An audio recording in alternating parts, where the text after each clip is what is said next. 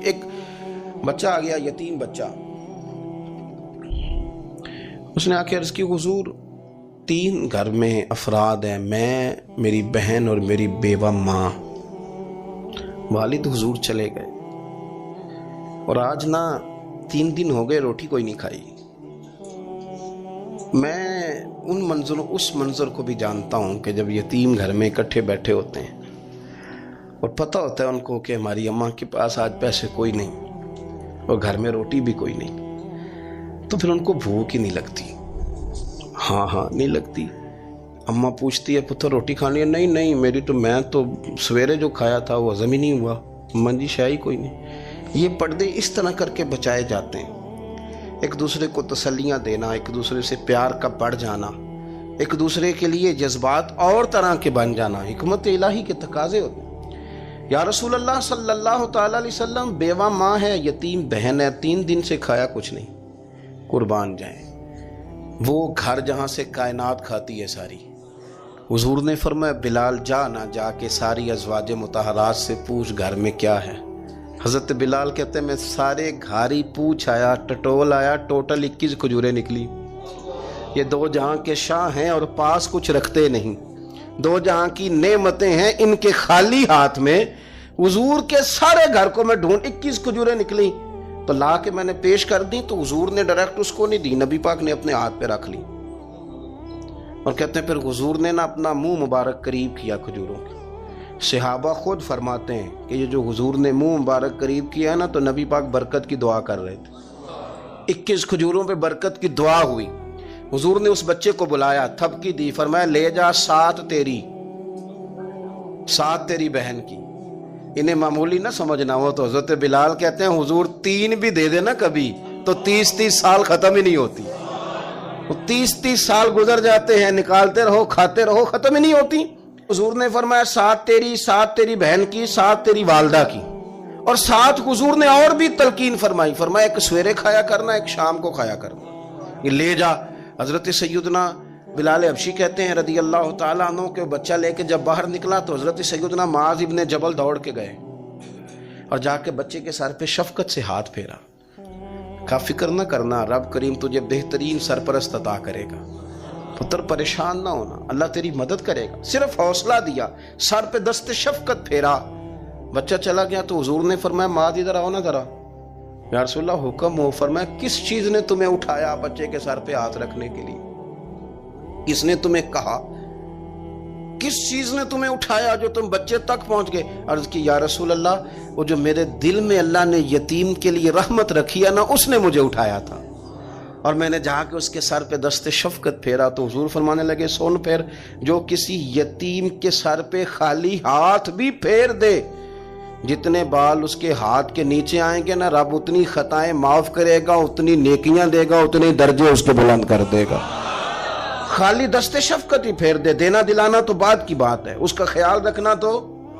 یہ جو ہمارے مدارس ہیں نا، ان میں اکثر بچے غریب ہوتے ہیں، لیکن کچھ بچے تگڑے گھروں کے بھی ہوتے ہیں، مالدار گھروں کے بھی ہوتے ہیں۔ اس میں اگر کوئی ایسا بچہ آ بھی جاتا ہے نا جو یتیم ہے، کمزور ہے، تو وہ اپنے آپ کو محسوس نہیں کرتا کمزور، کیونکہ وہ یہ نہیں سمجھتا کہ میں یتیم خانے میں آیا ہوں۔ اس کے ذہن میں مائنڈ سیٹ یہ ہوتا ہے کہ میں مدرسے میں آیا ہوں اور میں پڑھنے کے لیے آیا ہوں، اور چونکہ وہ کچھ وزادار بچے، مالدار بچوں کے ساتھ وقت گزارتا ہے، اسی دسترخوان پہ بیٹھ کے کھاتا ہے، اسی کلاس میں سب کے ساتھ بیٹھ کے پڑھتا ہے، تو اس کی عزت نفس مجروح ہونے کی بجائے طاقت پکڑتی۔ وہ برابری کی سطح پہ جب آتا ہے تو اسے محسوس ہوتا ہے کہ مجھے عزت دی جا رہی۔ اس لیے مدارس اسلامیہ میری نظر سب سے مضبوط جگہ ہیں جہاں مساکین کی، یتیموں کی، غریبوں کی صحیح معنوں میں کفالت بھی ہوتی ہے، تعلیم بھی ہوتی ہے، عزت بھی ہوتی ہے، تربیت بھی ہوتی ہے۔ میرے رسول کریم علیہ السلام بڑے انہماک کے ساتھ، بڑے توجہ کے ساتھ۔ اچھا ایک کام اور ہوتا ہے ہمارے ہاں، وہ کیا ہے؟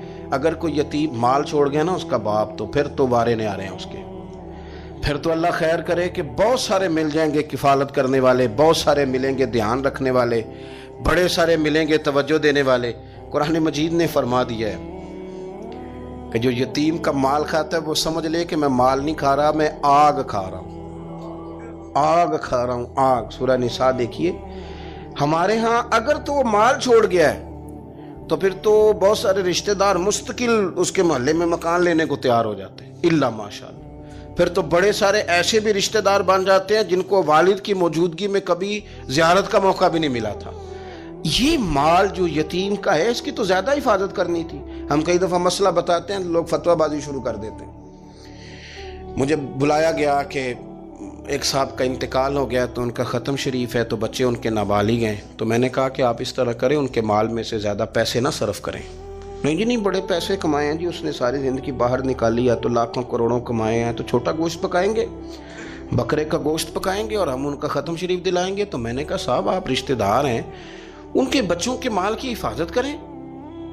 ख़त्म शरीफ तो उसमें गोश्त ज्यादा होना जरूरी नहीं, उसमें तो दर्द से दुआ करना जरूरी है, उसमें तो तिलावत कुरान पाक के साले सवाब में जरूरी है, जिक्र अज़कार जरूरी है। लेकिन क्या किया जाता है कि बेदरेग माल उनका अगर हो तो, एक हदीस पाक है बुखारी मुस्लिम में, बड़े गौर से सुनिएगा और इसके अंदर जितने पहलू हैं उन पर पूरी तवज्जो दीजिएगा कि कहीं हम इधर आ तो नहीं गए।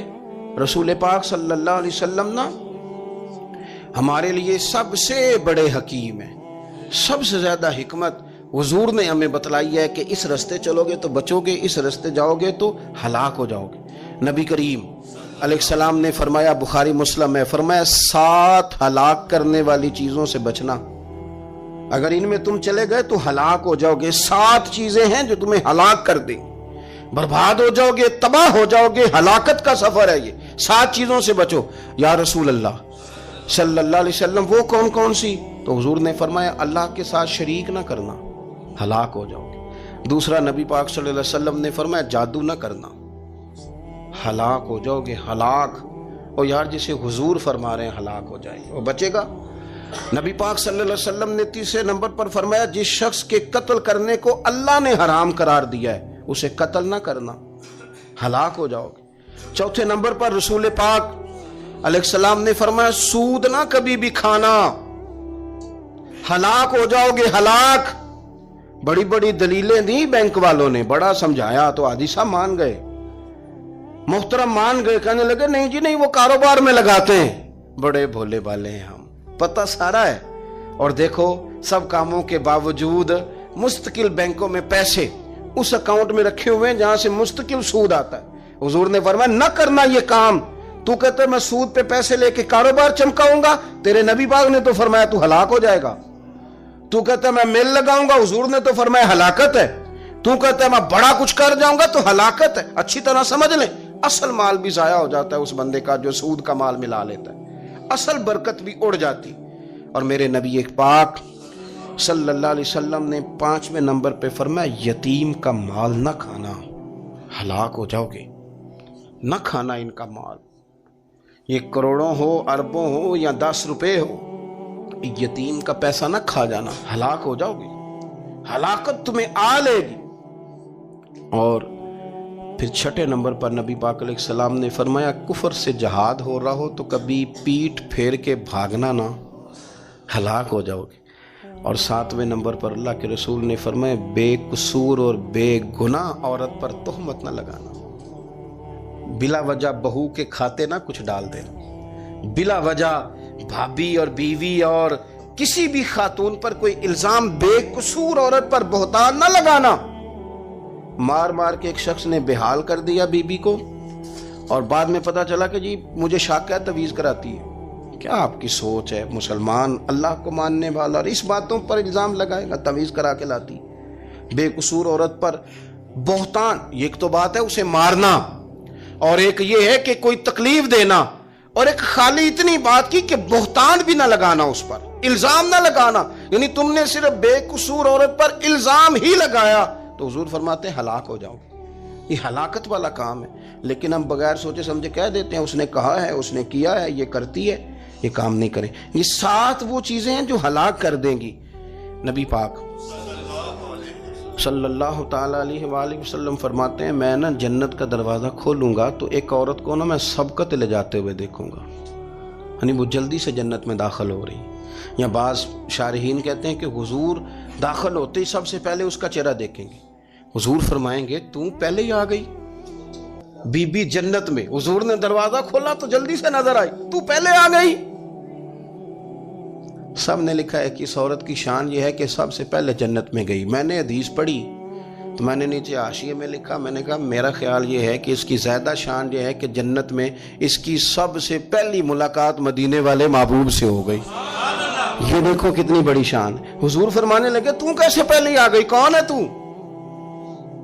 तो वो कहने लगी हुजूर मैं बेवा हूं, मेरे बच्चे यतीम थे, मैंने उनकी खातर ना बैठी रही, मैंने निकाह नहीं किया, मैंने उन यतीमों की परवरिश की, बेवा बन के जिंदगी गुजार दी, उन यतीमों के लिए बैठी रही। इसको जायज है, ये कर सकती थी, लेकिन इसने सोचा कि मैं इनकी निगहबानी यतीमों के लिए बैठी रही। आज शान ये है कि मदीने वाले के लिए जब दरवाजा खुला है तो इस बीबी को भी रब करीम ने फौरन ही जन्नत अता फरमा दी। ये सबसे पहले गई। मैंने देखी हैं ऐसी औरतें 23 साल में बेवा हुई पर उम्र बच्चों के नाम कर दी। उसे पता था कि कल को जब ये बड़े होंगे तो ये अपने कमरे का दरवाजा बंद कर लेंगे, ये नहीं पूछेंगे कि अम्मा सोई है कि जाग रही है, इनका आना जाना अलग से हो जाएगा, इनके ताल्लुकात अपने हो जाएंगे। पर ये बैठी रही, ये बैठी रही, इसने बच्चों को वक्त दिया। तो बच्चे तो क्या इसको सिला देते थे, रब ने ये सिला दिया है कि सबसे पहले इसे जन्नत में दाखिला अता फरमाया। अबू दाऊद शरीफ में मुस्नद इमाम अहमद बिन हंबल में हदीस है, नबी पाक सल्लल्लाहु अलैहि वसल्लम के चचा ज़ाद थे हज़रत जाफ़र तैयार, मौला अली शेर खुदा के भाई थे, जंग मौता में शहीद हो गए। वहाँ से कोई खबर लेके नहीं आया, लेकिन रब खबरें देता है ना अपने हबीब को। अल्लाह गैब के ख़जानों की कुंजियाँ देता है अपने महबूब को। नबी करीम सल्लल्लाहु ताला अलैहि वसल्लम ना उनके घर गए, उनकी ज़ौजा का नाम अस्मा बिनते उमैस था।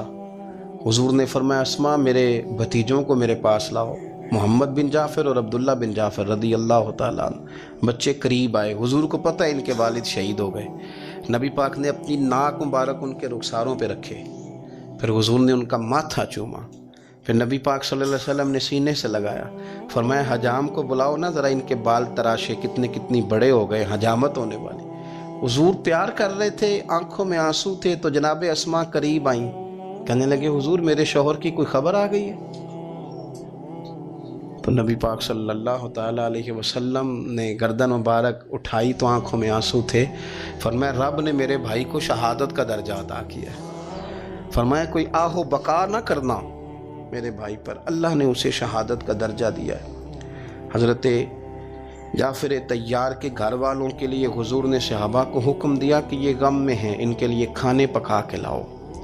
फिर नबी पाक उन बच्चों से प्यार करने लगे, फरमाने लगे ये जो है ना मोहम्मद बिन जाफ़र ये अपने दादा जनाब अबू तालब से मिलता जुलता है, और ये जो अब्दुल्ला बिन जाफ़र है ये तो सारा मेरे साथ मिलता जुलता है। नबी पाक सल्लल्लाहु अलैहि वसल्लम प्यार करते, बातें करते। हज़रत अस्मा रोने लगी। ये अबू दाऊद शरीफ में मुस्नद इमाम अहमद बिन हंबल में चमकते जुमले। अर्ज़ करने लगी हुजूर मेरे बच्चों का क्या बनेगा, कौन किफ़ालत करेगा?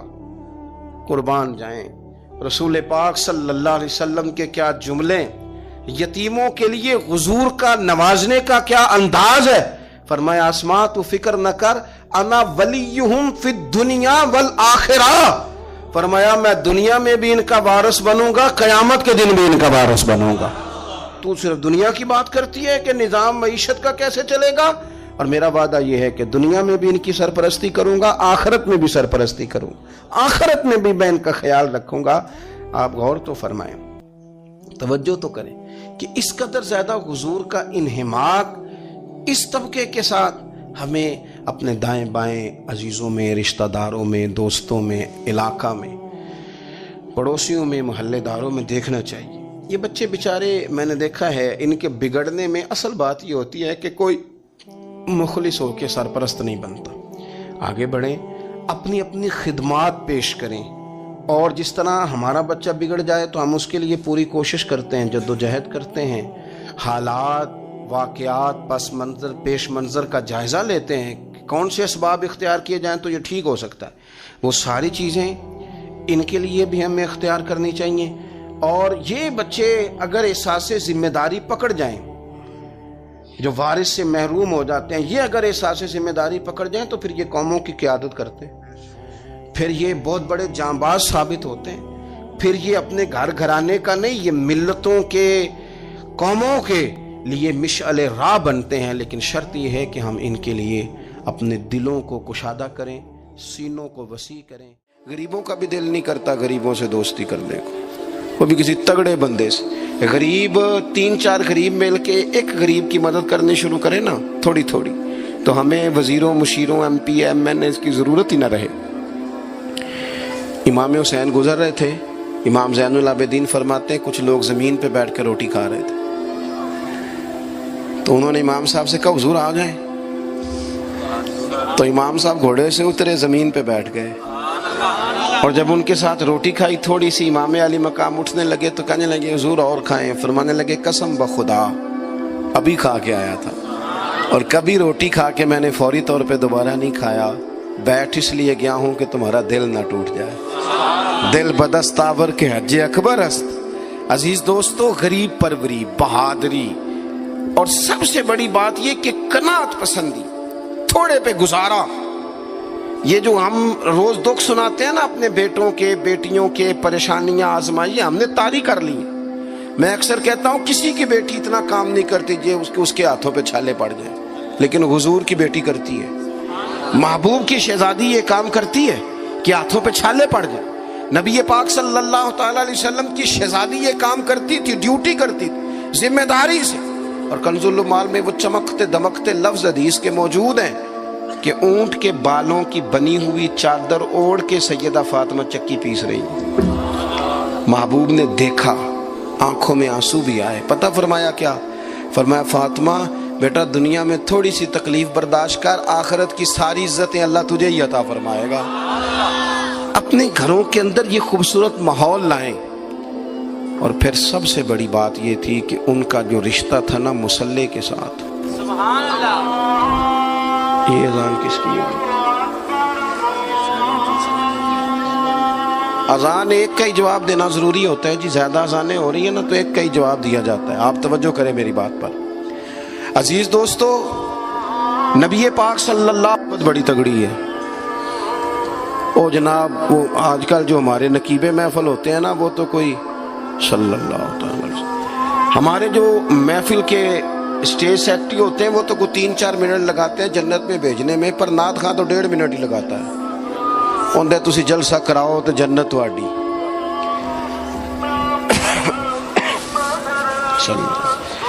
یاد رکھیں کہ نسبت کی مضبوطی ایک بڑی عظمت ہے، اللہ والوں کی نسبت بڑی چیز ہے، اور خدا دے یہ دولت تو یہ بڑی چیز ہے، یہ بڑی چیز ہے۔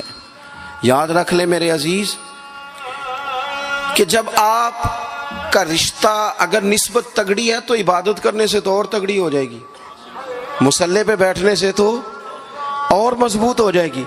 آپ نبی پاک علیہ السلام کے گھرانے کا ترک دیکھیں تو وہ عبادت سے بڑا ان لوگوں کا شغف ہے، اللہ اللہ کرنے سے بڑا ذوق ہے۔ ہم نا پہلے بھی کمزوریاں کافی تھی، پر جب سے موبائل آیا نا، یہ موبائل تسبیح کی جگہ پہ آیا ہے، ہاتھوں میں تسبیحیں ہوتی تھی جہاں موبائل آئے۔ مصلی کی عبادت، ریاضت کمزور کر لی ہم نے۔ رسول پاک صلی اللہ علیہ وسلم کا اپنا طریقہ یہ تھا کہ حضرت عائشہ صدیقہ رضی اللہ تعالیٰ عنہ فرماتی ہیں کہ حضور نے ساری رات نماز پڑھی اور قدم شریف میں ورم آ گیا۔ کبھی آیا ہمارے پہ پیروں میں ورم عبادت کر کے؟ ساری رات نماز پڑھی، قدمین شریفین میں ورم آ گیا، اور جب قدموں میں ورم آ گیا نا تو فرماتی ہیں میں نے عرض کی یا رسول اللہ آپ کے تو صدقے اللہ اگلے پچھلوں کے گناہ معاف کرے گا، اور آپ اس قدر زیادہ آہوزاری کرتے ہیں۔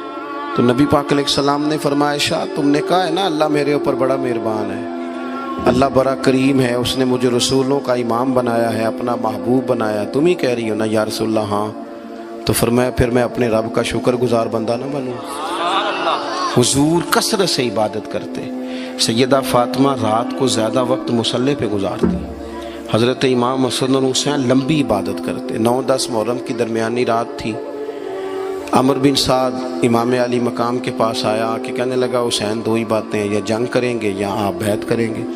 تو امام حسین فرمانے لگے اس طرح کرو ایک رات کی مہلت دو، صبح بتاؤں گا۔ امام صاحب نے اسے کہا، وہ چلا گیا۔ حضرت عباس بن علی، یہ حضرت علی کے صاحبزادے ہیں، میدان کربلا میں حضرت مولا علی کے 4 اور بیٹے بھی شہید ہوئے، ایک حضرت عباس، ایک حضرت ابو بکر بن علی، ایک حضرت عمر بن علی، ایک حضرت عثمان بن علی۔ یہ نام دیکھو کیسے شاندار، اور یہ نام حضرت علی نے نام رکھے اپنے یاروں کے نام پہ، ہم نام رکھے۔ خلفائے ثلاثہ سے عقیدت بتاتی ہے ان کی کتنی۔ تو حضرت عباس رضی اللہ تعالیٰ عنہ نے آ کے سیدنا امام حسین کی خدمت میں عرض کی، حضور آپ نے جو فیصلہ کرنا ہے نا سویرے، مجھے ابھی پتہ ہے، آپ نے بیعت تو کرنی نہیں، ہونی تو جنگ ہے۔ تو یا رسول اللہ صلی اللہ علیہ وسلم، اے امام علی مقام رضی اللہ تعالیٰ عنہ، آپ نے رات کی مہلت کیوں لی؟ یہ عجیب لوگ ہیں، پتہ نہیں کیا سوچیں گے، مہلت لینے کی کیا ضرورت تھی؟ کہ میری بات یاد رکھنا جو عرض کر رہا ہوں۔ امام حسین فرمانے لگے، عباس تیرا کیا خیال ہے؟ سوچنے کے لیے ٹائم لیا ہے تو حضور پھر کس لیے لیا ہے؟ تو کیا جملے ہیں امام حسین کے۔ فرمانے لگے، عباس تجھے پتا ہے نا مجھے سجدوں سے بڑا پیار ہے، سجدوں سے پیار ہے، دعاؤں سے پیار ہے، عبادت سے پیار ہے۔ میرا دل کرتا ہے ایک رات رہ گئی ہے، میں رج رج کے سجدے کروں، اپنے مالک کے حضور اپنی پیشانی رکھوں، خوب دعائیں مانگوں۔ تو ان کا تو عبادت سے اتنا شغف تھا۔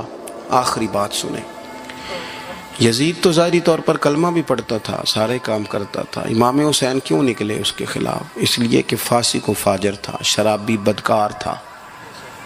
صحیح بتانا، صحیح۔ اس بندے کی جیب میں خود ڈھیر سارے گندے گانے ہوں، وہ امام حسین کے نام کی ایک دیگ پکا لے تو امام حسین خوش ہو جائیں گے؟ جو وہاں لڑکیوں کے اسکول کالج کے سامنے روز کھڑا ہو، وہ کہے کہ میں نے 6 نعرے پورے لگائے امام حسین کے نام کے، تو امام حسین خوش ہو جائیں گے؟ امام حسین کی کاز کیا ہے؟ وہ کہتے ہیں کہ ایسے لوگ جو فاسق و فاجر ہوں، اعلانیہ گناہ کرنے والے، وہ کبھی بھی عنان حکومت پہ آنے نہیں چاہیے۔ اور اگر ہم سپورٹر ووٹر ان لوگوں کے ہوں، ہم انہی لوگوں کے سپورٹر ووٹر ہوں جو ظالم ہیں، فاسق و فاجر ہیں، اور ہم بات کریں امام حسین کی، ہم سے نہ رقم ہوں گے قصید یزید کے، ہم لوگ تو حسین کے سیرت نگار ہیں۔ دورنگی چھوڑ کے یک رنگ ہو جا، سراسر موم ہو جا یا سنگ ہو جا، آپ کبھی کسی ظالم کے سپورٹر نہ بنے، کبھی بھی۔ آپ کو پتا چل گیا بندہ غلط ہے تو ڈٹنا سیکھیں، کھڑے ہونا سیکھیں۔ وَلَا تَحْسَبَنَّ اللَّهَ غَافِلًا عَمَّا يَعْمَلُ الظَّالِمُونَ، اللہ ظالموں کے کاموں سے بے خبر نہیں ہے۔ کبھی کسی ظالم کی سپورٹ نہ کریں، کبھی بھی۔ میرے نبی پاک علیہ السلام نے فرمایا، جس نے زمین کی ایک بالشت پر ظلم کیا نا، اللہ 7 زمینوں کا طوق بنا کے قیامت کے دن اس کے گلے میں ڈال دے گا۔ کبھی کسی ظالم کے ساتھ کھڑے نہ ہونا، کبھی بھی، ایک منٹ کے لیے۔ وہ ایک دفعہ ایران کا ایک بادشاہ تھا، تو اس نے سوچا کہ میں اپنے بیٹے کو نا گھوڑ سواری سکھا لی ہے، تیر اندازی سکھائی ہے، تو میں نا اسے دین بھی پڑھاؤں۔ اس نے ایک بزرگ عالم کا انتخاب کیا، کہ میرے بیٹے کو آپ نا کتاب و سنت پڑھائیں۔ تو بچہ ایک زمانہ استاد کے پاس کئی سال جاتا رہا۔ جب اس کی تعلیم مکمل ہو گئی نا، تو ایک دن فارغ ہو گیا، جس طرح ہمارے ہاں چلے آمین ہوتی ہے یا دستار ہوتی ہے، بچے کی تکمیل ہو گئی۔ ایک دن ویسے ہی استاد صاحب نے گھر بلایا، کہا پتر میرے پاس آؤ۔ بچہ چلا گیا تو استاد صاحب نے اندر سے کنڈی لگا لی اور بچے کو کافی سارے تھپڑ مارے، کھینچا، زد و کوب کیا، مارا۔ بچے نے گھر آ کے والد کو شکایت لگائی، تو والد کہنے لگے، پتر تیرے استاد عالم فاضل بندے ہیں، ایسے بلا وجہ مارا، میری سمجھ میں نہیں آتا۔ ماں کو کہا تو اماں کہنے لگی، پتر تیرا باپ کہتا تو ٹھیک ہے، چلو حالات بدل گئے، زمانہ بیت گیا، وہ بادشاہ فوت ہو گیا، یہ بیٹا تخت پہ بیٹھا۔ اب وہ درد نہیں جاتا تھا اندر سے کہ استاد نے زیادتی کی میرے ساتھ۔ اس نے پہلا حکم یہ جاری کیا کہ میرے استاد کو بلاؤ۔ استاد بڑے بوڑھے ہو گئے تھے، ضعیف تھے، چھڑی پہ جھکے ہوئے، 2 بندے لے کے آئے، استاد جی کو کھڑا کیا، استقبال کیا، کرسی بھی دی۔ کہنے لگا، استاد جی ناراض نہ ہونا، میں بے اختیار تھا، آپ سے پوچھ نہیں سکا، آج میں نے پوچھنے کے لیے بلایا ہے، میرا قصور کیا تھا؟ استاد صاحب نے یوں آنکھیں کھولی، کہنے لگے پتر یہ جو آج دن آیا نا اسی دن کے لیے مارا تھا، یہ جو آج دن آیا ہے نا اسی دن کے لیے تیری پٹائی کی تھی۔ کہا استاد جی کیوں؟ کہنے لگے پتر کتنے کو سال ہو گئے مار کھائی کو؟ کہا کو 13-14 سال ہو گئے، بھولی تو نہیں نہ زیادتی؟ کہا جی بھولی نہیں۔ فرمانے لگے اس لیے تجھے مارا تھا کہ ایک نہ ایک دن تو نے باپ کی جگہ پہ بیٹھنا ہے، پتر خیال رکھنا اگر میں نے تیرے ساتھ کوئی زیادتی کی تھی تجھے 14 سال نہیں بھولی تو بھی کسی کے ساتھ نہ کر بیٹھنا، اسے قیامت تک نہیں بھولے گی، اور ایک عدالت صبح قیامت بھی لگے گی، پھر وہاں جواب دینا ہے، ثم لتسألن یومئذ عن النعیم۔ جو تمہیں اقتدار کی نعمت ملی ہے اس کا خیال رکھنا، اللہ تعالیٰ حساب لے گا۔ غریب آدمی کو قرض کی ضرورت پڑ گئی، 1000 دینار چاہیے۔ میں کہہ چکا ہوں کہ درہم چاندی کا ہوتا تھا، دینار سونے کا، اب 1000 دینار لینا ہے۔ تو جس بندے سے اس نے کہا، اگرچہ وہ نیک بندہ تھا، اس نے کہا یار 1000 دینار دے دو، تو کہنے لگا کوئی گواہ ہے تیرے پاس؟ وہ کہنے لگا غریبوں کا گواہ کون ہوتا ہے؟ ہاں ایک گواہ ہے۔ کہا کون؟ کا میرا رب، وہ تیرے اور میرے بیچ گواہ ہے۔ اس نے کہا کوئی کفیل، اگر تو پیسے نہ دے سکے تو وہ بعد میں دے دے، یا تجھے کچھ ہو جائے تو وہ دے دے۔ اس نے کہا کفیل بھی میرا اللہ ہی ہے، میرے پاس اگر ہے تو رب کریم کا نام ہے، اگر اعتماد کر سکتا ہے تو کر لے۔ بندہ نیک تھا، اس نے کہا رب کے نام پہ، رب کی کفالت پہ، اللہ کو گواہ بنا کے میں تیار ہوں تجھے 1000 دینے کو۔ اس نے 1000 دینار دے دیا، وقت واپسی کا طے ہو گیا، وہ چلا گیا پیسے لے کے۔ اس نے پوری محنت کی کہ میں نے وقت پہ پیسے لوٹانے، پوری محنت بھی کر لی، اللہ نے مدد بھی کر دی، پیسے بھی اس تاریخ کو اسے مل گئے۔ بعض لوگوں کا تو لوٹانے کا دل ہی نہیں نہ ہوتا۔ فرمایا حدیث پاک میں کہ تو لوٹانے کا ارادہ کر، رب تیری مدد بھی فرمائے گا۔ لیکن یہاں بہت سارے لوگ کہتے ہیں خیر ہے، ارادہ ہی نہیں، تو پھر جس طرح کا بندے کا گمان ہو رب بھی اسی طرح کا معاملہ فرماتا ہے۔ اس نے پیسے جمع بھی کر لیے اور واپس دینے کو تیار بھی ہو گیا، لیکن رستہ بحری جہاز کا تھا، کشتی کا تھا، دریا کے رستے واپس آنا تھا۔ اب وہ جب آ گیا دریا کے کنارے تو بڑی کوشش کی، پر وہاں اسے کوئی کشتی نہیں ملی۔ وقت پہ پیسے لوٹانے ہیں، سفر کرنا ہے، اب سواری میسر نہیں ہے۔ سوچ سوچ کے پریشان تھا کہ میں نے تو اللہ کے نام پہ لیے۔ اچانک دل میں ایک تجویز آئی، اس نے ایک لکڑی لی، لکڑی کو اندر سے کھولا، 1000 دینار اس میں بھرا، بخاری پڑھ رہا ہوں، اور ساتھ ایک خط بھی لکھا کہ یار میں پیسے پہنچانا چاہتا تھا پر مجھے کوئی چیز نہیں ملی دریا کے اس پار آنے، اللہ کے نام پر تیری طرف روانہ کر رہا ہوں۔ اور یہ کہہ کہ وہ لکڑی دریا میں رکھ دی، وہ لکڑی ڈوب گئی ہے، واپس آ گیا۔ وہ جس نے پیسے لینے تھے وہ عین مقررہ وقت پر دریا کنارے آیا۔ صبح سے سرے شام تک اس نے انتظار کیا، دل ڈھلنے لگا تو دل میں خیال آ گیا کہ یار نہیں، اس نے دینے ہی نہیں، جھوٹا وعدہ کر گیا، پہنچا ہی نہیں وقت پہ۔ اب جب واپس لوٹنے لگا تو اچانک دریا میں ایک لکڑی تیرتی ہوئی دکھائی دی، کہنے لگا لے جاتا ہوں، شام کو روٹیاں پکانے کے کام آئے گی، ایندھن بنا کے جلا لوں گا، ہنڈیا پک جائے گی۔ لکڑی اٹھا کے جلانے کے لیے گھر لایا، گمان تھا کہ وہ نہیں آیا وعدہ کر کے، اللہ کو کفیل اور وکیل بنا کے اور گواہ بنا کے پھر بھی نہیں آیا۔ لکڑی لے کے گھر گیا، بخاری ہے، اور جب اس کو چیرا نہ کہ میں اس کی آگ جلاؤں گا، کھولا تو اندر سے 1000 دینار بھی نکل آیا، خط بھی نکل آیا۔ اب ذرا سمجھنا، اس کے دل میں بات کس نے ڈالی کہ تو لکڑی میں پیسے ڈال دے؟ اللہ نے۔ اس بندے کو مقررہ وقت پہ کنارے بھیجا کس نے؟ لکڑی صرف اسی کے ہاتھ آئی تو یہ بندوبست کیا کس نے؟ اللہ نے۔ گھر جا کے چیری تو پیسے بائی حفاظت اس تک پہنچائے کس نے؟ تو پھر ہمیں بھی توجہ اللہ کی جانب ہی کرنی چاہیے، ہمارے پہ دل کی توجہ رب کی طرف ہی ہونی چاہیے نا، ہمیں ادھر ادھر جانے کی، دیکھنے کی، بندوں پر غور کرنے کی ضرورت کیا ہے؟ وہ پیسے پہنچ گئے، یہ وہاں اپنی جگہ پہ پریشان تھا، اس نے 1000 دینار اور جمع کیا۔ پھر دوبارہ ایک دن دریا کنارے آیا، کشتی مل گئی، بیٹھ کے اپنے اس بھائی کے پاس آیا، کہنے لگا دیکھنا مجھ پر بدگمان نہ ہونا، پیسے اس تاریخ کو بھی جمع کر لیے تھے، دریا پہ آیا تھا پر کشتی نہیں ملی تھی، پھر میں نے نا لکڑی میں ڈال کے خط ڈال کے تیری طرف بھیج بھی دیے تھے، لیکن آج میں پھر لے کے آ گیا ہوں۔ وہ کہنے لگا خوش ہو جا، जिस रब को तूने मेरा और अपना गवाह बनाया था उस रब ने मेरे तक पहुंचा भी दिए हैं। जब लोग अल्लाह को गवाह बनाते हैं, रब की जानिब अपनी तवज्जो करते हैं, अपनी चाहतों, ख्वाहिशात और अपनी सारी चिट्ठियां अपने रब करीम की रहमत की तरफ रवाना करते हैं, फिर अल्लाह अपने बंदों को मायूस नहीं करता, अल्लाह अपने बंदों को नवाज देता है। अब्दुर्रहमान इब्ने औफ कहते हैं, मेरा एक दिन दिल किया था कि ये दौलतें चली जाएं, मैं गरीब हो जाऊं।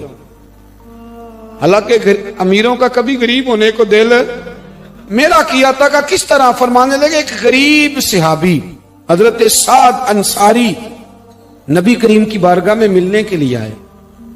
उन्होंने जब नबी पाक के सामने हाथ किए ना मिलाने के लिए, कुर्बान जाएं, उन्होंने हाथ पीछे करना चाहा पर मेरे नबी ने उनका हाथ थाम लिया। हुजूर ने जोर से पकड़ लिया। उन्होंने एक दफा चाहा, असल में आप समझे नहीं ना मैं क्या कह गया, यानी हुजूर ने हाथ थाम लिया, यानी नबी करीम ने उनका अपने दस्ते मुबारक से हाथ पकड़ लिया। सहाबी खामोश हो गए। हुजूर ने फिर उनका हाथ खोला और मैं ये क्या है, तो वो रो पड़े, अर्ज करने लगे, हुजूर बच्चे ज्यादा हैं, मजदूर आदमी है, फावड़े के साथ, कुदाल के साथ, कई के साथ काम करते। या रसूलल्लाह, ये ना छाले पड़ गए मेरे हाथों पे। हजरत अब्दुर्रहमान इब्ने औफ कहते हैं, कायनात ने, धरती ने वो नजारा भी देखा कि जिस रसूल के कदम चूमने के लिए जिब्रील झुके, उस महबूब ने मजदूर का हाथ चूमना शुरू कर दिया। फरमाते हैं, गरीबी को वो इज्जत मिली कि मेरा भी दिल करता था गरीब हो जाऊं, दिल करता था। ये किसने जर्रों को उठाया और सहरा कर दी, ये किसने कतरों को मिलाया और दरिया कर दी, ये किसकी हिकमत ने यतीमों को किया दुर्र यतीम और गुलामों को दुनिया भर का मौला कर दिया। हम ना असल में इज्जत नहीं दे पाए। हमने वो जो स्टेटस का फर्क रखा हुआ है ना, उसने तबाही कर दी। मजेदार रोटी वैसे कौन खाता है? जो रोज छोटा गोश्त खाता है। कौन मजेदार खाना कौन खाता है? जो तिक्के खाता है रोज। मैं बताता हूं, मजेदार रोटी वो मजदूर खाता है जो काम पे जाते हुए ना सवेरे 2 रोटियों में अचार रख के साथ लेके जाता है। मैं जिम्मेदारी से कह रहा हूं, कभी देख लेना उसे खाते। हाँ, कभी देखना, मदरसे में मजदूर लगे हुए तो मैं देखता था, 2 रोटियां सवेरे। वो तो नखरा करता है भाई। लोग कहते हैं ये मुझे बंद है, ये मुझे खुला है, इसमें नमक ज्यादा है, इसमें, क्योंकि वो अमीर आदमी है। जो 50,000 रुपया रोज का कमाता है वो तो पैसे देख ही नहीं सकता, वो तो सीधे बैंक में जाते हैं, बैंक से निकल जाते हैं। वो जो 600 रुपया दिहाड़ी कमाता है ना, 600, वो 3 दफा हाथ झाड़ता है, 3 दफा बिस्मिल्लाह पढ़ता है। हाँ, वो ये 50,000 वाले को कहां बिस्मिल्लाह याद रहती है? तो आए बैंक में और गए बैंक से। मजदूर सवेरे 2 रोटियां बांध के लाता है, दोपहर तक वो अचार जो रखा होता है वो भी आधा पौने को लग जाता है, लेकिन वो थोड़ी सी छांव देखता है। एसी वाले कमरे में इतना चस्का नहीं रोटी खाने का, लेकिन वो थोड़ी सी छांव देखता है, उसके नीचे जाता है, फिर अपने हाथ धोता है, फिर पानी भरता है प्याले में, और फिर जब वो बिस्मिल्लाह शरीफ पढ़ के खाता है, कभी उसकी आंखें देखो, कभी उसका कभी निजाम देखो, और फिर जब वो रोटियां खा के आसमान की तरफ देखता है तो लगता है कायनात का सबसे बेहतरीन खाना खाया है और बेहतरीन शुक्रिया भी अदा कर रहा है। मैं आपको सही कह रहा हूं, नबी पाक सल्लल्लाहु अलैहि वसल्लम की हदीस है, हुजूर ने फरमाया, दुनिया का बेहतरीन खाना वो है जो इंसान मेहनत की मजदूरी से खाता है। बेहतरीन रोटी है वो, बेहतरीन। नबी पाक ने गरीबी को इज्जत दी। नबी करीम का इनकलाब ये है कि, और हुजूर ने ना एक और बात भी ज़हन में रखी, नबी पाक सल्लल्लाहु अलैहि वसल्लम ने लोगों को बताया कि गुनाह होता है। कैमरे लगाने से गुनाह नहीं खत्म होते, कैमरे लगाने से गुनाह नहीं खत्म होते, चौकियां बनाने से नहीं खत्म होते। गुनाह तब खत्म होते हैं जब एहसास पैदा हो जाए कि ये चीज गलत। मेरे माशरे में गाली को लोग गुनाह ही नहीं समझते, बिल्कुल, ये तो कोई जुर्म ही नहीं। हालांकि हुजूर सल्लल्लाहु अलैहि वसल्लम ने फरमाया, मोमिन को गाली देना एलानिया फिस्क है। जो किसी मोमिन को गाली देता है वो एलानिया अल्लाह की नाफरमानी करता है, ये कोई गुनाह ही नहीं। अब 2, 3, 5 लतीफे झूठे सुना जाना, ये गुनाह ही कोई नहीं। और नबी पाक ने फरमाया, मोमिन बुज़दिल हो सकता है, कंजूस हो सकता है, पर मेरा मोमिन झूठ नहीं बोलता। आप समझे बात? हमारे यहां ये मेयार बन गया कि हमने गुनाह को गुनाह नहीं समझा। नबी करीम ने ना इनकलाब ये बर्पा किया कि दिलों के अंदर से ना मैल कुचैल निकाल के एहसास पैदा कर दिया कि गुनाह गुनाह होता है। एहसास, جب آپ کو احساس پیدا ہو جائے نا کہ مجھ سے، آپ یقین کریں مطلب موٹر سائیکل والے کو پجارو والا جب ٹکر مار دیتا ہے نا تو وہ گر جاتا ہے، تو وہ چونکہ پجاروں میں بیٹھے ہوتا ہے تو وہ الماری کھول کے یا شیشہ نیچے کر کے تو وہ اس کو کہتا ہے کہ اٹھ جا، کیا ہو گیا؟ مطلب تو دھیان سے نہیں چل رہا، موٹر سائیکل والوں نے تو خرید لی ہے یہ روڈ، کیونکہ وہ پجاروں پہ ہے، لہذا وہ غلطی بھی کرے تو پھر بھی وہ تسلیم کرنے کو تیار ہے۔ ایسے نہ ہو تو عقل بھی تو نہیں نہ ہوتی، جدے کر دانے او دے کملے بھی سیانے۔ نبی کریم صلی اللہ تعالی علیہ وسلم نے انقلاب برپا کیا کہ احساس پیدا کیا، غلطی کا احساس۔ میرے دوستو، انسان کو اللہ تبارک و تعالیٰ نے کچھ چیزوں کی فطرت عطا کی ہے، کہیں اپنے آپ کو تکلیف میں محسوس کرتا ہے تو کہیں اپنے آپ کو آسانی میں محسوس کرتا ہے۔ بڑا پڑھا لکھا، سمجھدار، مالدار، وزادار آدمی ہونا، لیکن اس کے کپڑے میلے کچیلے ہوں تو نہ وہ کہیں جانے میں آسانی محسوس کرتا ہے اور نہ کسی کو گھر بلانے میں آسانی محسوس کرتا ہے۔ ایک مفت کا بوجھ اس کی طبیعت پہ ہوتا ہے کہ میرے کپڑے ٹھیک نہیں، مفت کا بوجھ۔ لیکن بندہ بالکل ان پڑھ ہو، سادہ ہو، گھر ٹوٹا ہوا ہو، لیکن اس کے کپڑے ٹھیک ہوں، اٹھنا بیٹھنا بھی نہا کے آیا ہو، استری والے کپڑے پہنے ہو، تو کہیں بیٹھتے ہوئے ذرا ہچکچاہٹ نہیں محسوس کرتا۔ آپ خود جب اپنے وہ کپڑے اتار لیتے ہیں نا، ان کو مٹی لگی ہوئی تھی، کہیں گرد لگ گئی تھی، تو خود بھی اپنے آپ کو آسانی میں محسوس کرتے ہیں، ورنہ نا وہ ساری محفل میں سب سے زیادہ توجہ اسی بات پہ رہتی ہے کہ میرا بٹن ٹوٹا ہوا ہے، اور وہ جینے ہی نہیں دیتا کہ بٹن جو ٹوٹ گیا ہے، تو بار بار بندے کا خیال ہوتا ہے کہ کدے تک نہ لائے کوئی۔ یہ نفسیاتی مسئلہ ہے، اس کو سمجھیں۔ انسان فطرت کے ہاتھوں بعض اوقات مجبور ہوتا ہے۔ جس طرح انسان کا ظاہری حلیہ ٹھیک نہ ہو تو پورے سکون میں نہیں ہوتا، اسی طرح اگر باطن پہ کوئی بوجھ ہو نا،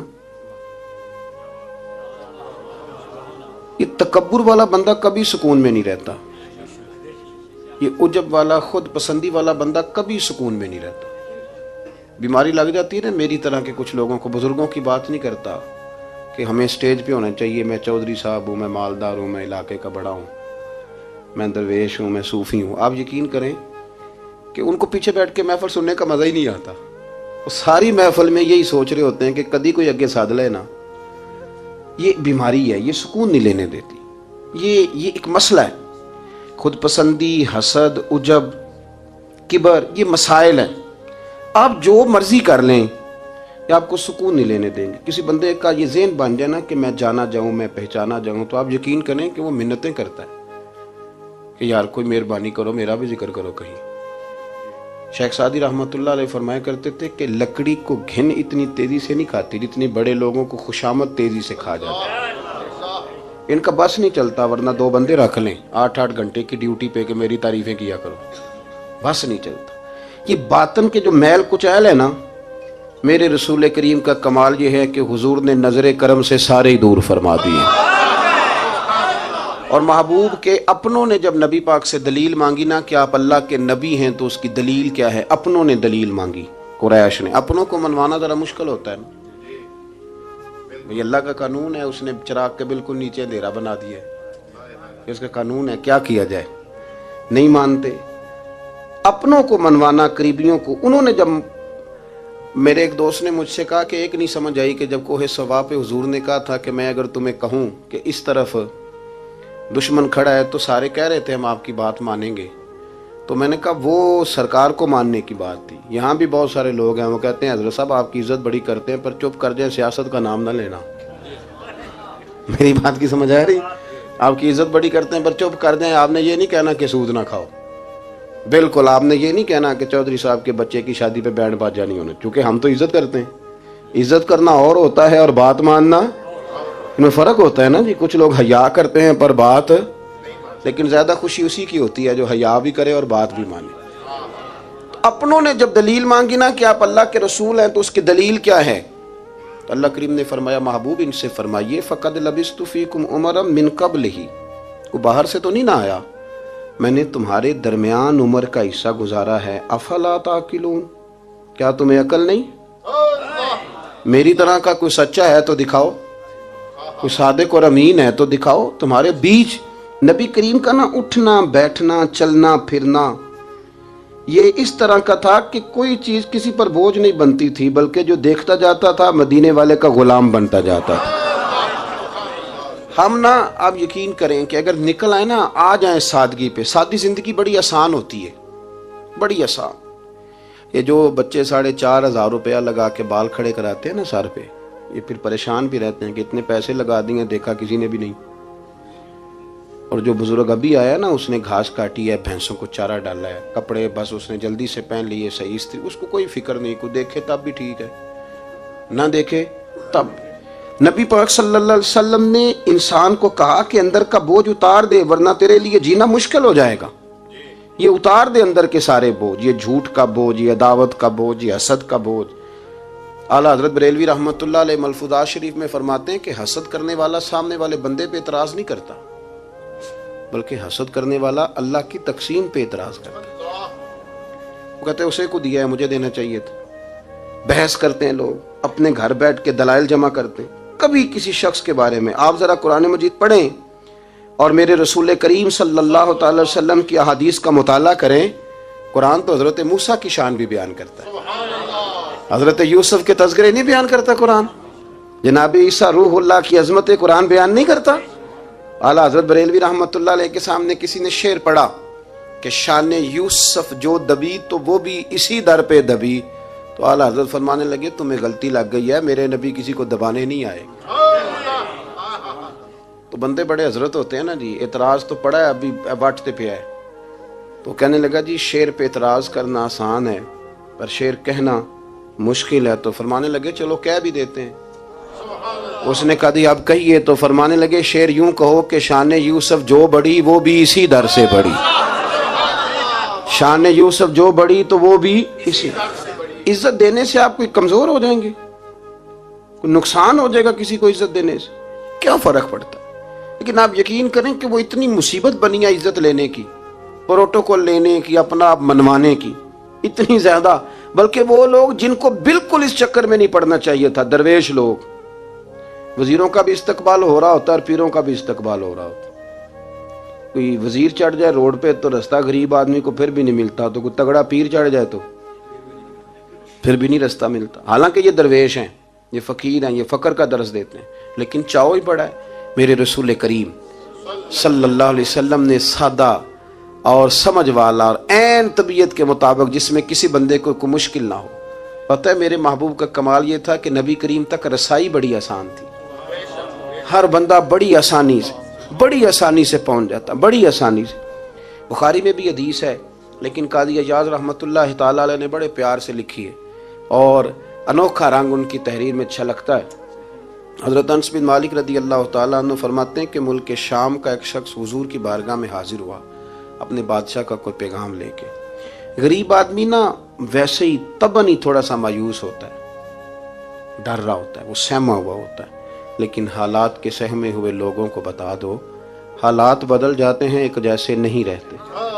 لیکن یہ بیچارے سہمے، یہ ہر جگہ ڈر رہے ہوتے ہیں، یہ آستانوں پہ بھی ڈر کے پیچھے بیٹھے ہوئے ہوتے ہیں، آستانوں پہ بھی پروٹوکول مل رہا ہوتا ہے جس کی جیب تگڑی ہوتی ہے، تو ڈرتے ہیں یہ لوگ، اور ان پہ پریشر بڑھا دیا جاتا ہے، کچھ ایسے کام کیے جاتے ہیں جن سے ان کی دلوں پر بوجھ بھی رہتا ہے کہ نہیں یہاں بات کوئی نہیں کرنی۔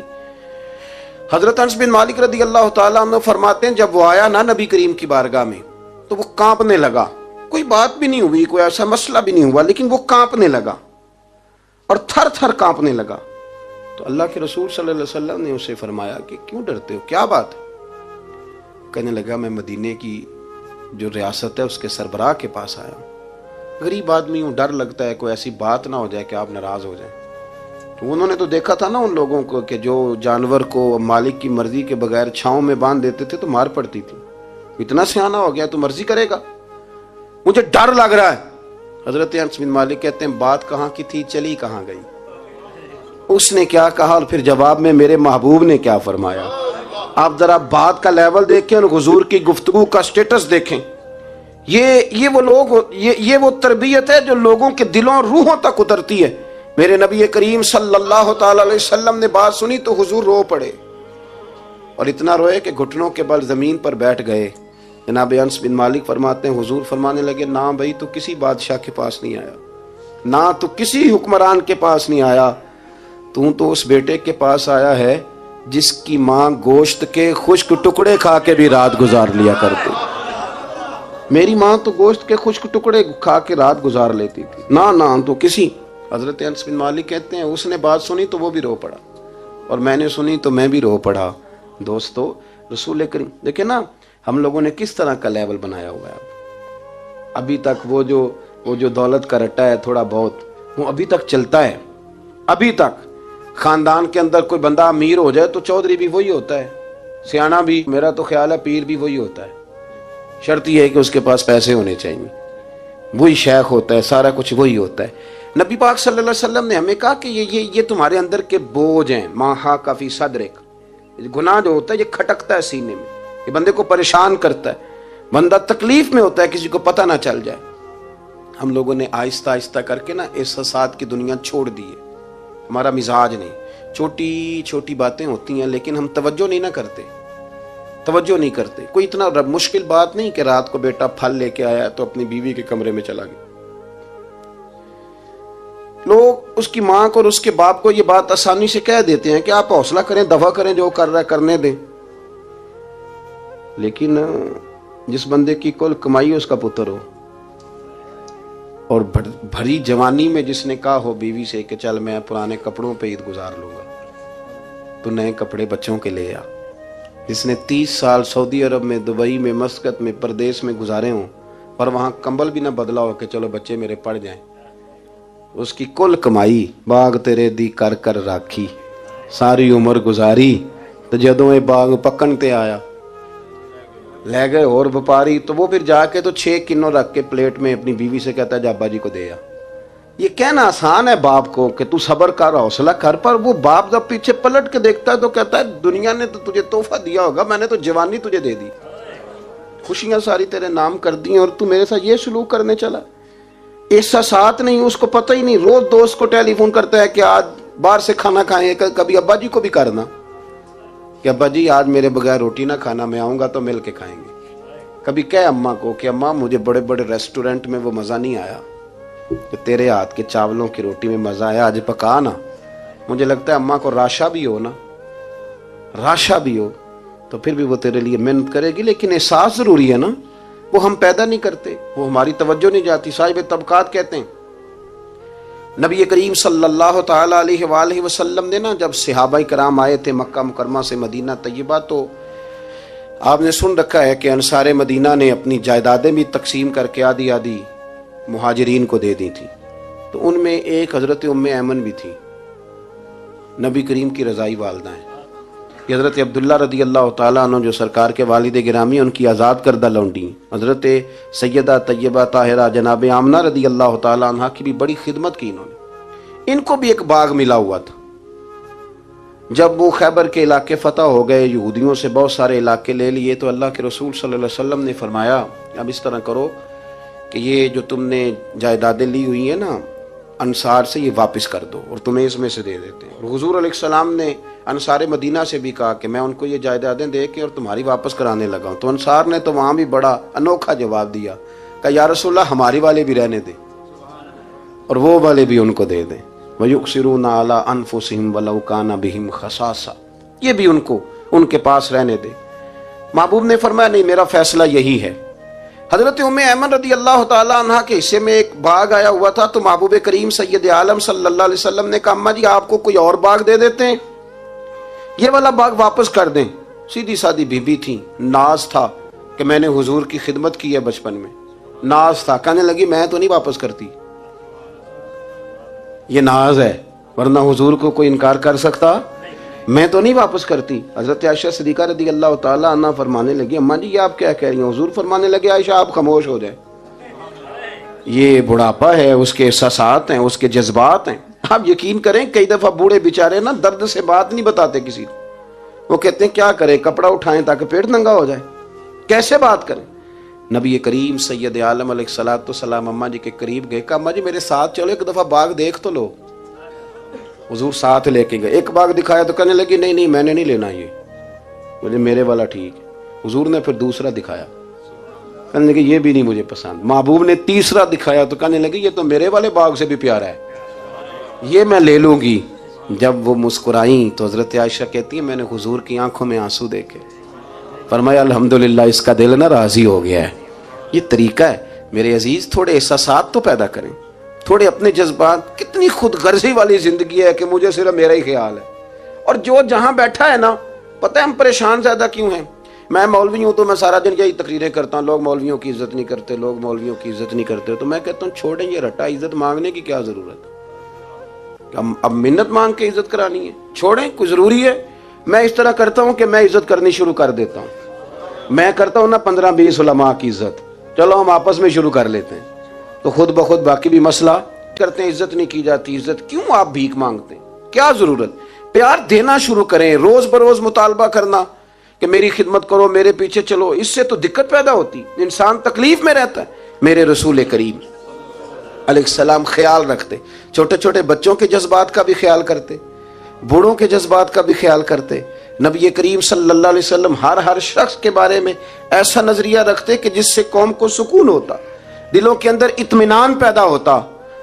حضرت عائشہ صدیقہ رضی اللہ تعالیٰ عنہ فرماتے ہیں ایک دن گھر میں تشریف فرماتے اور طبیعت مبارک میں نا بڑی، میں دیکھ رہی تھی کہ بڑا حشاش بشاش ہے سرکار کا مزاج، بڑی خوبصورتی۔ آج غم امت میں حضور اس طرح پریشان نہیں جیسے اکثر ہوتے ہیں۔ آپ فرماتی ہیں باتیں چل رہی تھی تو بیٹھے بیٹھے حضور فرمانے لگے کہ عائشہ میں تمہیں بتاؤں تم مجھ سے راضی کب ہوتی ہو اور ناراض کب ہوتی ہو؟ کہتے میں نے عرض کی یا رسول اللہ میں اور آپ سے ناراض؟ فرمایا چل سن تو لینا، سن تو لینا، ذرا بات سننا، ذرا سن تو لے، سننا۔ عرض کی یا رسول اللہ حکم فرمائیں۔ فرمایا تم کبھی کبھی قسم اٹھاتی ہو، ذرا احساس کی شدت دیکھی، لفظوں اور جملوں کا خیال رکھنا، سامنے والے کا اسے آسانی دینا۔ نبی کریم صلی اللہ، دیکھیں نا، میں نہیں پرواہ کرتا جی، اب بیویوں کی باتیں کون سنے، میں نہیں پرواہ کرتا جی فلانا تو ان پڑھ ہے، لیکن جو ہمیں حضور نے ذوق دیا جینے کا، جو تسلی دی ہمیں زندہ رہنے کے لیے، جو ہمیں کہا کہ یہ چیز تمہیں جوان کرے گی، ٹھنڈا رکھے گی، نبی کریم صلی اللہ تعالیٰ علیہ وآلہ وسلم فرمانے لگے عائشہ تم نا کبھی کبھی قسم اٹھاتی ہو؟ کہا یا رسول اللہ اٹھاتی ہوں۔ فرمایا جب تم تھوڑا بہت ناراض ہوتی ہو نا کہ کسی اور زوجہ کے پاس وقت زیادہ گزر گیا ہے، تو پھر تم پتہ کس طرح قسم اٹھاتی ہو؟ تم کہتی ہو مجھے ابراہیم علیہ السلام کے رب کی قسم، اور جب تم راضی ہوتی ہو تو کہتی ہو مجھے محمد مصطفیٰ کے رب کی قسم۔ اور میں مجھے پتہ ہے، جناب عائشہ کہتی ہے میں رو پڑی، میں نے کہا محبوبہ بات بالکل اسی طرح ہی ہے، لیکن قربان جاؤں یہاں تک خیال رکھتے ہیں آپ، حضور یہاں تک احساسات ہے، یہاں تک۔ فرمایا مجھے پتہ ہوتا ہے کب تمہارا جذبہ کیا ہے اور کب تمہارا رنگ کیا ہے۔ دوستو یہ چیزیں جب نکل جاتی ہیں نا مزاج سے پھر آسانی ہو جاتی ہے، لیکن وہ ہمارا اپنے آپ کو پسند کرنا، اپنی طبیعت پہ ناز کرنا، اپنے آپ کو دیکھتے رہنا اور اپنی تعمیر میں اتنا غرق ہونا کہ باقی ساری خوبصورتیوں سے بھول ہی جانا، صرف نظر ہی کر لینا۔ تھوڑا تھوڑا پیار بانٹیں، اتنا اوپر کھڑے ہو کے نیچے دیکھو گے تو ہر چیز چھوٹی نظر آئے گی، کبھی کبھی نیچے کھڑے ہو کے بھی اوپر دیکھیں، انشاءاللہ بڑے بڑے قد والے لوگ دنیا میں ملیں گے، بڑے بڑے قد والے۔ بہت سارے لوگ مجھے کہتے ہیں جی کامل پیر نہیں ملتا، میں کہ نہیں ملتا، پیسے بندے دی جیب ٹھیر سارے ہوں تو پھر کامل پیر کیویں ملے؟ اور 2 MA وہ کر جائے چاہے سیپلیوں میں ہی پاس کر جائے، پھر کامل پیر کیسے ملے؟ وہ ہو چودھری صاحب اور اس کو پیر مل جائے، ان 3 بندوں کو پیر ملتا، اس کے لیے تو تھوڑا نیچے اترنا پڑتا ہے نا جی۔ پہلے جو برتن بھرا ہوا ہو تو اس میں پیر صاحب کیا ڈالیں گے؟ کوئی خالی ہوگی تو شے اندر آئے گی نا۔ اپنی زندگی میں تھوڑا سا لیول۔ حضرت خواجہ شمس العارفین سیالوی رحمۃ اللہ علیہ، خواجہ صاحب گزر رہے تھے تو ایک بچہ نا، ہمارے دیہاتوں کے بچے جو ہوتے ہیں نا وہ ان کا اپنا سٹائل ہوتا ہے اور وہ بڑے مست لوگ ہوتے ہیں، اصل مزہ وہی بچے اٹھاتے ہیں جو دیہاتوں کے، وہ جو زندگی گزارتے ہیں بڑی شاندار ہوتی۔ میں آپ کو تجربے کی روشنی میں کہہ رہا ہوں، میں نے دیہات بھی کھول کے دیکھے اور شہر بھی سارے دیکھے، اللہ ماشاء اللہ ڈھیر سارے شہر میں نے دیکھے، اور میں نے اس میں دیکھا ہے کہ زیادہ سکھی یہی بچے رہتے ہیں جو مٹی میں بھی کبھی کبھی دوڑتے ہیں، ہاں جو سن لیتے ہیں تھوڑی بہت۔ آپ یقین کریں کہ سارے گاؤں کے بوڑھے ہی دادا ہوتے تھے اور سارے ہی چاچے ہوتے تھے اور سارے ہی، اب تو رٹا بن گیا، اب تو مسئلہ خراب ہو گیا، عجیب سی الجھن لوگوں نے پیدا کر دی۔ خواجہ صاحب رحمۃ اللہ علیہ گزر رہے تھے تو ایک بچہ بیری کو روڑے مار رہا تھا، روڑے سارے جمع کر لیے اور مارتا جا رہا ہے، اور یہ بچے گاؤں کے جب یہ فائرنگ کرتے ہیں نا بیری پہ تو یہ روڑے پہلے جمع کر لیتے ہیں تاکہ پھر بے دریغ بغیر رکنے کے اپنا کام کرتے رہیں۔ تو مار رہا تھا تو حضرت शम्सुल आरिफीन रहमतुल्लाह ताला अलैह आप भी गुजरे, मुरीदीन साथ थे, तो एक दो रोड़ा ना हजरत को भी लग गया, तो फरमाने लगा पुत्र जरा ख्याल करना, मैं बूढ़ा आदमी हूँ, इस उम्र में तो जख्म भी ठीक नहीं होते। उसने बच्चे ने पलट के देखा तो वो तो जानता था ना कि चाय से केतली ज्यादा गर्म होती है, मुरीद मारेंगे। उसने दौड़ लगा दी, भागा और सरपट दौड़ा, और जब वो तेजी के साथ दौड़ा ना, तेजी के साथ, अल्लाह अकबर, तो ख्वाजा साहब ने भी मुरीदों से कहा इसको पकड़ के लाओ। पकड़ के लाए तो ख्वाजा साहब फरमाने लगे दौड़ते क्यों? कहने लगा जी दो हरफी बात है, आप मारेंगे, आपके मुरीद मारेंगे, रोड़ा जो लग गया। क्या अंदाज है बुजुर्गों का, प्यार बांटने का। ये चीजें इंसान को बड़ा मीठा रखती हैं। आप यकीन करें, प्रोटोकॉल से निकल आए आप सौखे हो जाएंगे, आसान जिंदगी। ख्वाजा साहब रहमतुल्लाह ताला अलैह फरमाने लगे वैसे तू कर क्या रहा था? कहने लगा मैं रोड़े मार रहा था बेरी को। तो फरमाया बेरी तुझे जवाब में क्या देती है? कहने लगा जी वो तो फल देती है। तो आप फरमाने लगे तू शम्सुल आरिफीन को बेरी से भी क्या गुजरा समझता है? आप उतर मेरे सीने से लग, और जो फल मैं तुझे दूंगा ना पहले कभी ना किसी ने दिया होगा। थोड़ा लेवल तो नहीं देखे ना, हमारे बच्चे बड़ी आसानी से कह देते हैं मेरे गांव के लोग जाहिल हैं जी सारे। तो मैं कहता हूं जाहिल को जाहिल कह के जान छुड़ाना तो आसान काम है, ये तो आसान काम है, पर जाहिल को पकड़ के आलिम बना देना ये मदीने वाले रसूल का तरीका है। वो जहाज में जो लोग ज्यादा ट्रैवल करते हैं वो इस बात को जरा आसानी से समझेंगे कि जो हमारे देहातों से लोग जाते हैं ना उम्रा करने, अक्सर गरीब लोग होते हैं, कई तो बेचारे कमेटियां डाल के जाते हैं। तो वो जब चढ़ते हैं ना जहाज पे, तो बच्चा पढ़ा लिखा बैठा हो तो बाबा जी को नहीं पता होता, तो वो सीट नंबर कैसे देखना है, तो बैठ जाते हैं जहाँ जगह मिले, समझते हैं बस ही है। तो बच्चे तनकीद कर रहे हैं जी साढ़े पिंड के बंदे नहीं सियाने हो सकते, देखो इन्होंने बस ही समझा हुआ है, और हंसते हैं, फबतियाँ कसते हैं, मजाक उड़ाते हैं। तो मैं कहता हूँ यार तू अगर पढ़ा लिखा होता ना तो तू दरवाजे पे जाके बाबा जी का हाथ थामता, फिर तो सीट नंबर दे के उन्हें बिठाता, हाथों पे सीट बेल्ट बांधता, फिर पानी की बोतल देता, और फिर कहता हुजूर बुजुर्गों मैं फलानी जगह बैठा हूँ, मेरी जरूरत पड़ी तो दोबारा भी आवाज दे लेना। पढ़े ना बुखारी मुस्लिम। हजरत अनस बिन मालिक रदी अल्लाह तआला अन्हु फरमाते नजरानी चादर हुजूर ने ओढ़ी हुई थी, और नबी करीम सल्लल्लाहु अलैहि वसल्लम जा रहे हैं, जनाब फारूक आजम भी साथ हैं। तो कहते हैं पीछे से एक शख्स ने ना हुजूर की वो चादर, उसमें सुर्ख धारीदार तारे थी, तो पकड़ के ना उसने चादर हुजूर की खींची, तो वो जो चादर थी वो हुजूर के गले में फिर गई। फरमाते मैं वो तकलीफ महसूस कर रहा था, तो वो खींच के ना चादर, तो कहने लगा मैं कुछ मांगने आया हूं। तो दरवाजा जोर से खटखटाए उसे भीग देते हो, तो दौड़ जा, दरवाजा तोड़ेगा। लेकिन हदीस के लफ्ज़ हैं फल्तफ़त इलैहि फदाहिक। हजरत अनस बिन मालिक कहते हैं जब मुस्तफ़ा करीम ने उसकी तरफ देखा तो हुजूर ने मुस्कुराना शुरू कर दिया। यहाँ मुस्कुराना कमाल है। आला हज़रत बरेलवी कहते हैं जिसके गुच्छे से लच्छे जड़े नूर के उन सितारों की नुज़हत पे लाखों सलाम, और जिसकी तस्की से रोते हुए हंस पड़े उस तबस्सुम की आदत पे लाखों सलाम। हुजूर ने तवज्जो की तो मुस्कुराए। फरमाया क्या लेने आए हो? कहने लगा भिखारी हूं, कुछ लेने आया हूं। चादरें खींच के मांग रहा है। तो नबी करीम अलैहिस्सलाम ने दिया कितना? मेरे करीम से गर कतरा किसी ने मांगा, दरिया बहा दिए हैं, दुर बे बहा दिए हैं। नबी करीम ने फरमाया ये दो पहाड़ियों के दरमियान जितनी बकरियां खड़ी हैं सारी इसे दे दो। दो पहाड़ियों के दरमियान जितनी बकरियां खड़ी हैं सारी इसे। वो आया था तो उसे अदब अदाब भी नहीं आते थे, मांगने का तरीका भी नहीं आता था, लेकिन गांव गया तो जाके दीन का मुबल्लिग बन गया।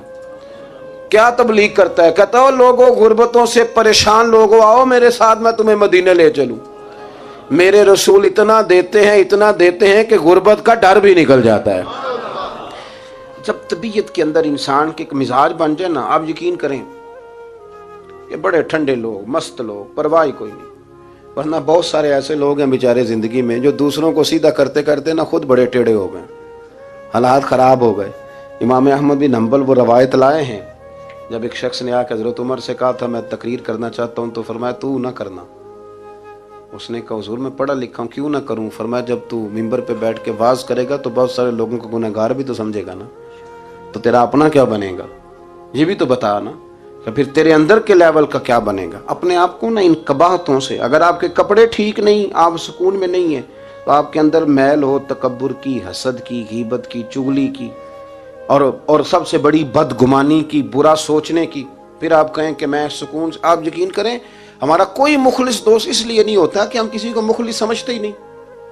ہمارے زمانے میں سچا اس لیے کوئی نہیں کہ ہم کسی کو سچا سمجھتے نہیں. ہمیں بزرگ اس لیے نہیں ملتے کہ ہم کسی کو بزرگ ناراض نہ ہونا. میری بات پہ غور کرنا. ہمارے ہاں اس لیے کوئی ہمارا ہمدرد نہیں کہ ہم کسی کو ہمدرد. ہمارے بندے کو تو دکاندار کہہ رہے ہیں, ہر بندے کو تو جھوٹا کہہ رہے ہیں, ہر بندے کو تو دھوکے باز کہہ رہے ہیں, ہر شخص تو ہماری نظر میں جاہل ہے, ہر عالم تو معاذ اللہ ہماری نظر میں بے عمل ہے. تو جب اس قدر زیادہ ہمارا ذہن برا ہو جائے گا, یا ایھا الذین آمنوا اجتنبوا کثیرا من الظن ان بعض الظن اثم, اتنا برا سوچیں گے تو پھر تو حضور نے فرمایا نہیں کہ اللہ تمہارے گمان کے قریب ہے. اس طرح کا گمان کرتے ہو رب بھی ویسا ہی بن جاتا ہے. تو اپنی سوچوں کو ستھرا کریں, اپنی طبیعت میں نرمی لائیں. آپ اچھے بندے ڈھونڈنے ملیں گے تو رب آپ کو ڈھیروں بندے عطا کرے گا. اپنے آپ کو کمزور نہ کریں, کبھی چھوٹا نہ کریں. چھوڑیں, اپنی نجی مجلسیں بھی پاک کریں, صاف ستھری کریں اور خوبصورت کریں, اور اپنی جو خلوتیں جلوتیں ان میں محنت کریں. اپنے سے دوسروں کو افضل جاننا سیکھیں, لوگوں کا اکرام کرنا سیکھیں, آداب سیکھیں, اور لوگوں کے بارے میں اچھی گفتگو کرنی سیکھیں. آپ یقین کریں یہ کام آپ کسی کے لیے کر کے دیکھیں, اللہ آپ کو سکون عطا کرے گا. اعلیٰ حضرت بریلوی رحمۃ اللہ علیہ سے کسی نے کہا تھا, حضرت جی میرا دل بڑا بے سکون رہتا ہے, تو کوئی وظیفہ دیں. تو اس کا خیال تھا کچھ پڑھنے کو بتائیں گے. تو فاضل بریلوی رحمۃ اللہ علیہ فرمانے لگے, اس طرح کر, کسی بندے کے ساتھ نیکی کر, پر اسے پتہ نہ ہو میرے ساتھ کون کر رہا ہے, اسے خبر ہے. فرمایا اس طرح کی نیکی کر, پھر رب تیرے دل کو قرار عطا کرے گا. وہ جو دکھا کے مسجد میں پیسے دیے جاتے ہیں وہ نام تو ہو جاتا ہے پر سکون لے جاتا ہے وہ, لیکن جو چھپا کے نیکی ہوتی ہے وہ ذرا مزہ کر جاتی ہے. اٹھ فریدا ستیا, چاڑو دے مسیت, تو ستیں تے رب جاگدا, تیری ڈاڈے نال پرید. اٹھ فریدا ستیا تے خلقت ویکھن جا, متے کوئی مل جائی بخشیا تے تو بھی بخشیا جا.